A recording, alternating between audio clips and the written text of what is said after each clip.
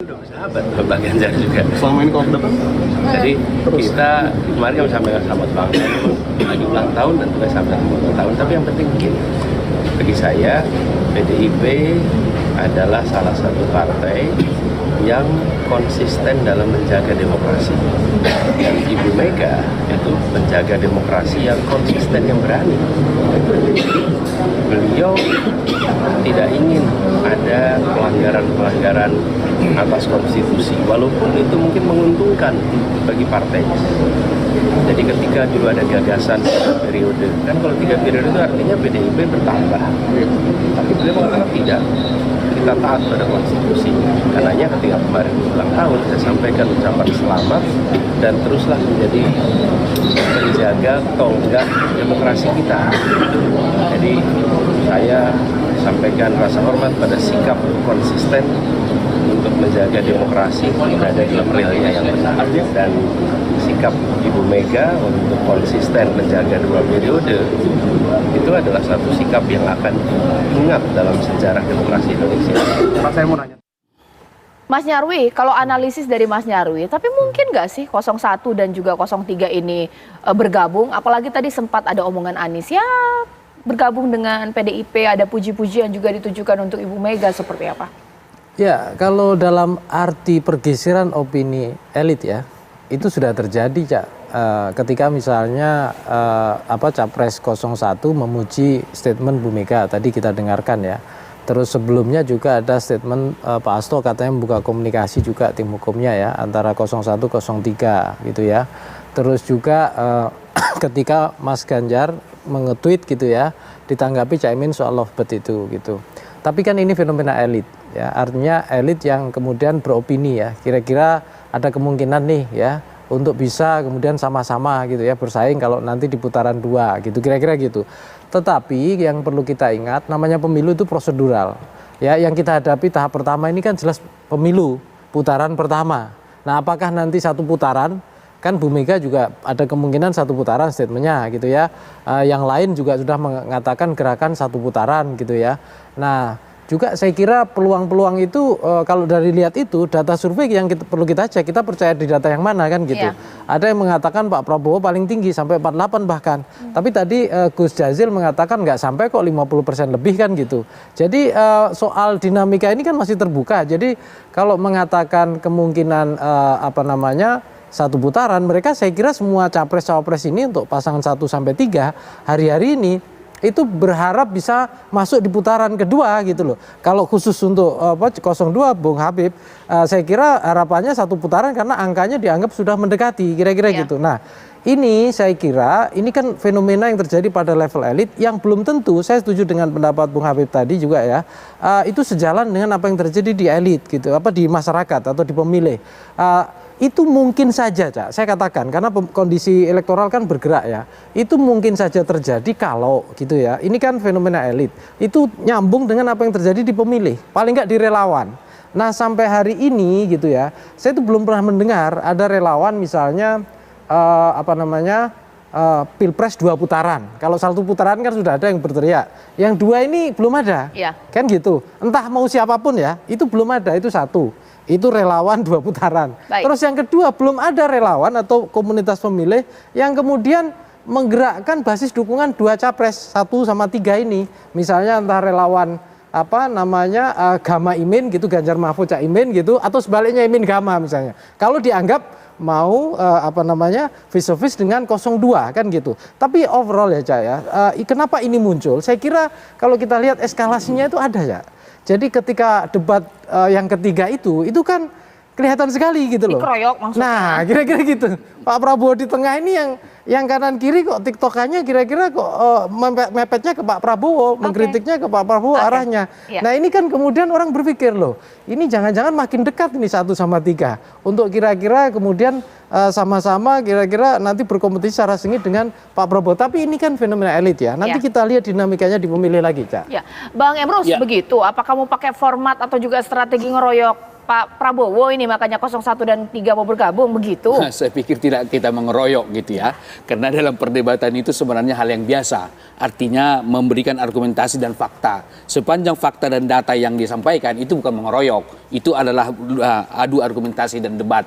Nah, tapi ada saja orang mempersepsikan bahwa itu sebagai mengeroyok, sebagai political victim, supaya ada orang simpati terhadap salah satu kandidat. Namun sedikit saya tanggapi dulu mengenai 1 putaran dan 2 putaran.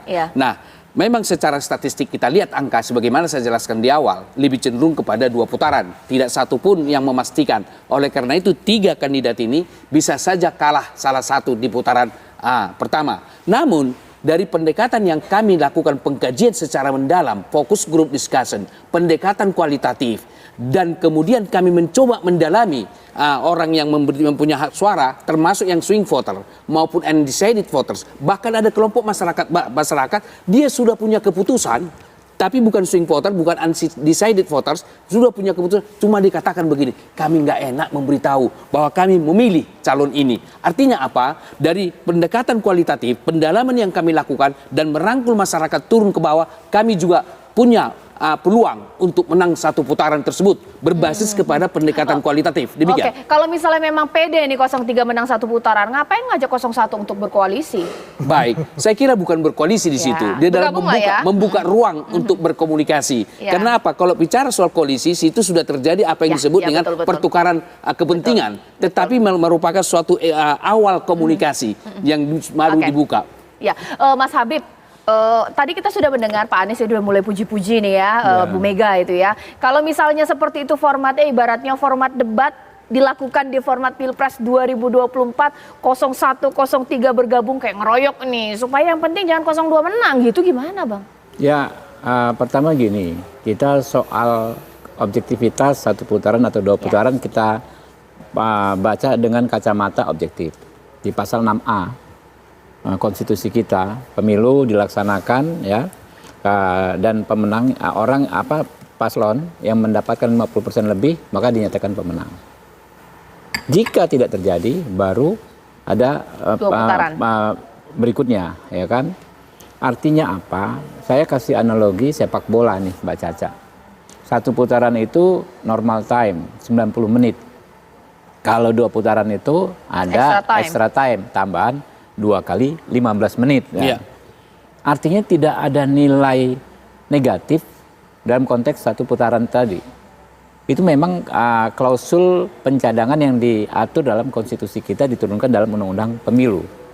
Nah, sehingga nggak ada yang salah kalau orang ya kan semuanya pengen menang di normal time, nggak harus nunggu adu penalti di 1 putaran. Iya, itu kan normal ya kan semua orang. Dan soal rasionalitas, ya. Saya berpikir sahabat saya Gus Jazil nggak boleh kecil hati, nggak rasional nih. Amin menang 1 putaran.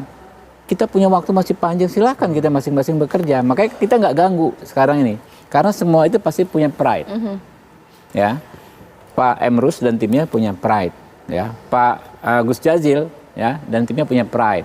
Sama-sama berkeyakinan bisa memenangkan hati rakyat, bisa memperoleh suara yang terbanyak sehingga bisa menang langsung 1 putaran. Tetapi ya kan kami juga menawarkan rasionalitas ke grassroots, Mbak. Ke grassroots. Gini loh, kami tawarkan rasionalitas. Ini hampir semua lembaga survei yang kredibel ya, setidaknya Persepi. 1 putaran Pak Prabowo unggulnya cukup jauh. Saat ini saja hampir 17%, ada yang 20%. Kalau di putaran kedua unggulnya jauh sekali juga, 58 dengan 30. Hampir 20% lebih, ya kan? Ada sebagian orang di masyarakat yang hatinya ini memang ada mendua. Sekarang mendukung Amin, tapi kalau Amin nggak lolos di putaran kedua, dia akan pilih Pak Prabowo loh. Ada orang yang hatinya sekarang mendukung Ganjar, tapi kalau di putaran kedua akan milih Pak Prabowo. Kami tawarkan rasionalitas ke kawan-kawan tersebut. Dalam konteks tadi normal time dengan extra time tadi. Kalau bisa dengan normal time, kenapa harus extra time? Kenapa nggak milih Pak Prabowo-nya? Iya dari sekarang saja, gitu loh. Nggak perlu nunggu nanti. Nah, itu komunikasi kami, Bang Emrus, Bang Jazil, ke grassroots.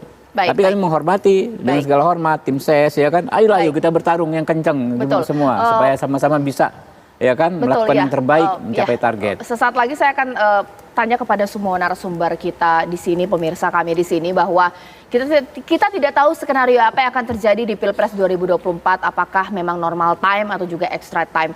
Tapi jikalau memang 01 bergabung kepada 03, bisa juga 01 ke 02, atau mungkin juga 03 ke 02, pertanyaannya benar berarti ada gium atau mungkin apa yang dikatakan dalam ilmu politik, tidak ada kawan dan lawan yang abadi, yang ada hanya kepentingan yang abadi. Kepentingan bangsa dan negara. Iya, kepentingan juga yang sesaat abadi. lagi.